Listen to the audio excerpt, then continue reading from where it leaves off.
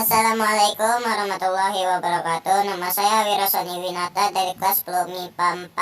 Saya di sini akan menjelaskan sebagai berikut. Kali ini saya akan bahas tentang produk-produk perbankan karena sebenarnya ada cukup banyak produk perbankan yang dapat bermanfaat bagi masyarakat. Pertama, kita masuk ke jenis-jenis produk perbankan. Ada beberapa jenis produk yang ditawarkan oleh bank, antara lain ada simpanan, investasi, kredit, dan juga asuransi. Untuk simpanan, jenis-jenis simpanan yang diperoleh bank dari pihak ketiga adalah giro, tabungan, dan deposito. Sedangkan untuk investasi, produk investasi yang dijual oleh bank adalah reksadana dan juga surat berharga atau obligasi. Produk selanjutnya adalah kredit. Kredit yang disalurkan oleh bank kepada masyarakat, jenisnya ada bermacam-macam sesuai dengan kebutuhan.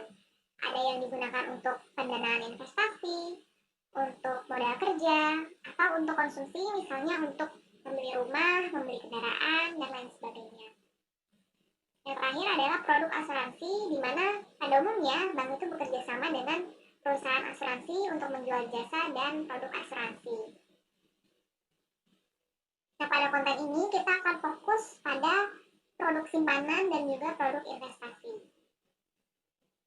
Kita bahas dulu produk-produk simpanan. Jenis simpanan yang pertama adalah giro.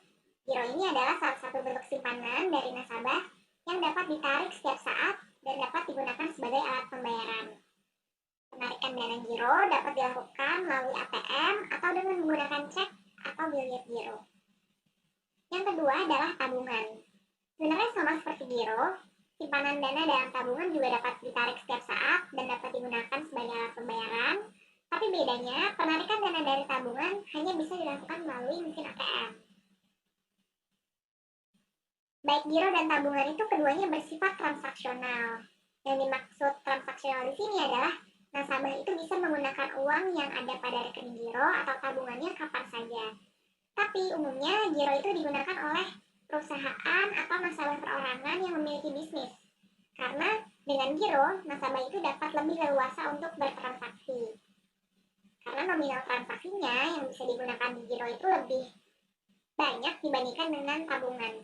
Selain itu, untuk penarikan dana tidak harus dilakukan oleh nasabah pemilik rekening, tapi bisa dilakukan dengan pihak ketiga.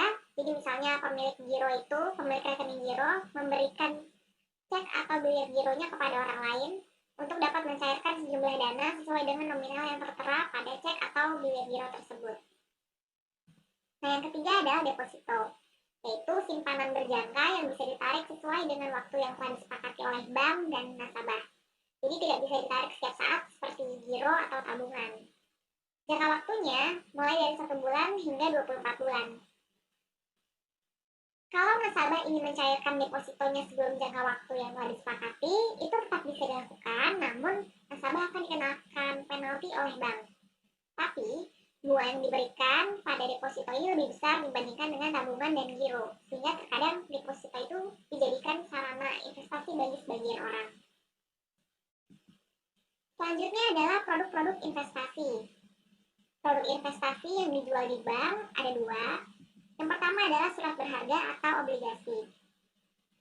Surat berharga atau obligasi itu merupakan surat hutang yang dikeluarkan perusahaan atau pemerintah dengan jangka waktu tertentu. Nah, perusahaan atau pemerintah yang menerbitkan obligasi atau disebut dengan peminjam, mereka ini berjanji untuk membayar kembali para pemberi pinjaman atau investor dalam jumlah tertentu. Pengembaliannya nanti terdiri atas pokok pinjaman dan juga ada kupon bunga sesuai dengan periode yang dijanjikan. Keuntungannya bagi pemberi pinjaman atau investor adalah dengan mendapatkan imbalan berupa bunga atau kupon tadi. Jadi misalnya kita membeli obligasi dengan jangka waktu 3 tahun, maka kita akan mendapatkan kupon sesuai dengan periode yang telah dijanjikan. Misalnya pembayaran kuponnya setiap 1 bulan sekali. Maka selama 3 tahun tersebut, kita akan memperoleh kupon setiap 1 bulan sekali, dan nanti setelah 3 tahun itu selesai, barulah dana investasi kita akan dikembalikan. Nah, jenis-jenis obligasi itu ada 3. Jenisnya ini berdasarkan penerbit obligasi. Ada obligasi pemerintah, korporasi, dan juga retail. Produk investasi lainnya yang dijual di bank adalah reksadana. Reksadana ini adalah suatu wadah investasi di mana dana investasi kita itu dikumpulkan oleh manajer investasi untuk selanjutnya diinvestasikan dalam instrumen investasi dalam bentuk portfolio efek.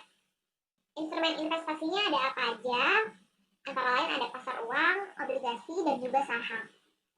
Manajer investasi itu apa sih? Jadi manajer investasi itu adalah pihak yang kegiatan usahanya mengelola portfolio efek untuk para nasabah atau mengelola portfolio investasi pasif untuk sekelompok nasabah, termasuk dalam bentuk reksadana. Sedangkan portfolio efek itu adalah kumpulan efek atau surat berharga yang dimiliki secara bersama oleh para pemodal dalam suatu reksadana. Nah, berdasarkan komposisi efek atau instrumen investasinya, reksadana itu terbagi menjadi 4 jenis secara umum. Ada yang namanya pasar uang, pendapatan tetap, campuran, dan juga saham. Selanjutnya kita akan bahas bagaimana investasi pada surat berharga atau obligasi. Kita masuk dulu ke mekanisme investasi pada surat berharga atau obligasi.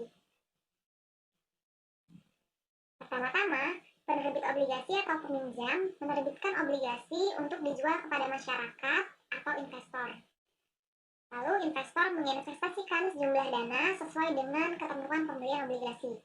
Misalnya, minimum dana yang diinvestasikan seharusnya adalah 1 juta, maka dana yang diinvestasikan oleh investor adalah sebesar ketentuan tersebut. Lalu peminjam menjadi memiliki kewajiban membayar kupon setiap periode sesuai perjanjian kepada investor selama jangka waktu obligasinya.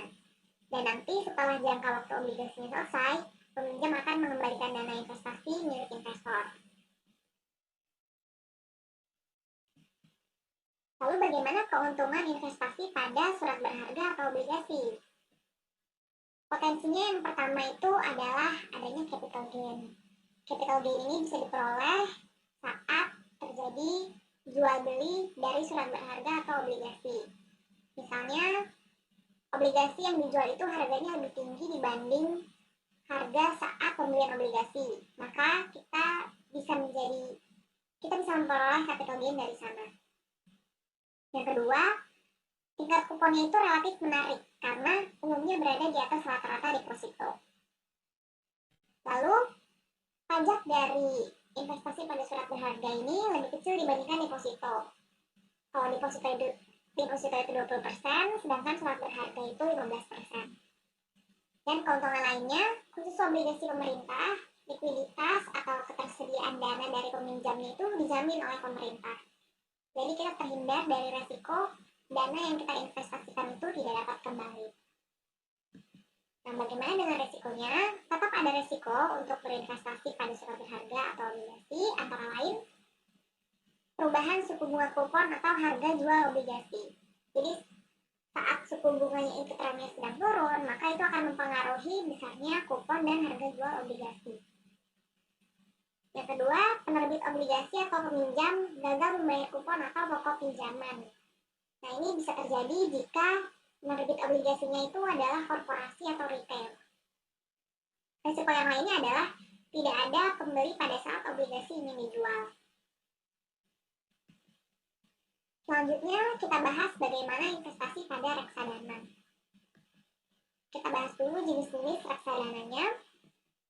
Yang pertama itu ada reksadana pasar uang, di mana 100% dana yang diinvestasikan itu akan diinvestasikan pada instrumen pasar uang. Yang dimaksud dengan instrumen pasar uang itu adalah surat berharga yang jatuh temponya tidak lebih dari 1 tahun, termasuk di dalamnya deposito pada bank. Nah, reksadana ini memiliki risiko yang paling rendah, teman-teman, karena investasinya ada pada instrumen yang liquid atau mudah dicairkan dan cocok untuk teman-teman yang punya profil risiko sangat konservatif. Tapi memang imbal hasilnya itu paling rendah dibandingkan dengan jenis reksadana yang lainnya. Yang kedua ada reksadana pendapatan tetap, yaitu reksadana yang mempunyai aturan di mana untuk berinvestasi minimal 80% berada pada efek hutang atau instrumen obligasi yang jatuh temponya di atas 1 tahun. Kenapa sih disebut dengan pendapatan tetap? Nah, ini Karena penerbit obligasi dia akan secara konsisten memberikan pembayaran bunga atau kupon yang besarnya tetap kepada para pemegang obligasi, di mana di sini adalah manajer investasi. Nah, dalam reksadana pendapatan tetap, manajer investasi ini akan menginvestasikan kembali bunga yang diterima dari obligasi atau surat berharga tersebut, sehingga nanti hasil investasi reksadananya menjadi lebih optimal. Namun, memang pendapatan tetap ini atau reksadana pendapatan tetap memiliki resiko di atas reksadana pasar uang. Selanjutnya adalah reksadana campuran, di mana di sini ada aturan bahwa dana yang diinvestasikannya pada instrumen saham, obligasi, dan pasar uang, tapi punya komposisi spesifik nih. Masing-masing paling banyak 79%. Jadi ketiga instrumen tadi, saham, obligasi, dan pasar uang, itu harus dimiliki oleh reksadana campuran pada saat yang bersamaan. Artinya tidak boleh reksadana campuran ini hanya memiliki 2 instrumen dari 3 instrumen tersebut. Itu tidak boleh dilakukan, melainkan harus ketiganya pada waktu yang bersamaan. Nah, karena di dalamnya ini sudah ada instrumen saham, maka akan lebih beresiko reksadana campuran ini dibandingkan dengan reksadana pendapatan tetap. Selanjutnya adalah reksadana saham yang memiliki tingkat resiko paling agresif, karena di sini aturannya reksadana saham itu dananya harus diinvestasikan pada saham minimal sebanyak 80% dari total investasinya. Dan dibandingkan dengan jenis instrumen lain, saham itu merupakan instrumen yang mampu memberikan potensi keuntungan paling tinggi, tapi juga tingkat resikonya yang paling tinggi karena adanya fluktuasi dari pergerakan saham atau adanya naik turun pergerakan saham. Makanya reksadana ini cocok untuk investor yang profil risikonya agresif, karena memiliki risiko yang paling tinggi, tapi juga returnnya paling tinggi. Di sini prinsipnya untuk memilih reksadana ini adalah low risk low return, high risk high return. Nah, semuanya itu dikembalikan kepada profil risiko dari investornya. Selanjutnya, keuntungan investasi pada reksadana. Keuntungan yang dapat diperoleh antara lain adalah kita dapat meminimalisasi risiko dan juga memperoleh imbal hasil yang tinggi dengan diversifikasi. Nah, yang disebut dengan diversifikasi ini adalah saat kita memiliki beberapa jenis reksadana, di mana jika salah satu reksadana menghasilkan negatif return, maka reksadana lainnya akan menutupi kerugian dari negatif return tersebut. Contohnya jika kita memiliki reksadana saham dan nilai sahamnya sedang turun, sedangkan kita masih punya reksadana lain, misalnya reksadana pendapatan tetap, yang tingkat kuponnya itu cenderung tetap, sehingga return yang diperoleh itu dapat mengcover negatif return dari reksadana saham yang nilainya sedang turun. Keuntungan lainnya, reksadana ini cenderung fleksibel karena dapat dibeli dan dicairkan atau dijual kapanpun yang kita mau. Lalu keuntungan lainnya, reksadana relatif lebih affordable karena nasabah itu bisa membeli reksadana dengan nominal investasi mulai dari Rp100.000. Keuntungan lainnya, hingga saat ini reksadana termasuk dalam bukan objek pajak penghasilan. Bagaimana dengan risikonya? Risiko yang bisa atau yang mungkin terjadi, yang mungkin ada dalam investasi reksadana antara lain, yang pertama, perubahan nilai saham dan efek berpendapatan tetap yang dimiliki dapat menyebabkan berkurangnya pendapatan dari reksadana. Itu tadi contohnya, saat nilai dari sahamnya menurun atau saat tren suku bunga sedang turun, maka akan berpengaruh pada kupon yang akan kita terima, sehingga secara keseluruhan menyebabkan berkurangnya pendapatan dari reksadana. Risiko yang lainnya adalah saat rekan usaha manajer investasi, contohnya penerbit obligasi atau perusahaan IPO, gagal membayar kewajiban, sehingga dana yang kita investasikan berisiko untuk tidak dapat dikembalikan. Sekian, terima kasih.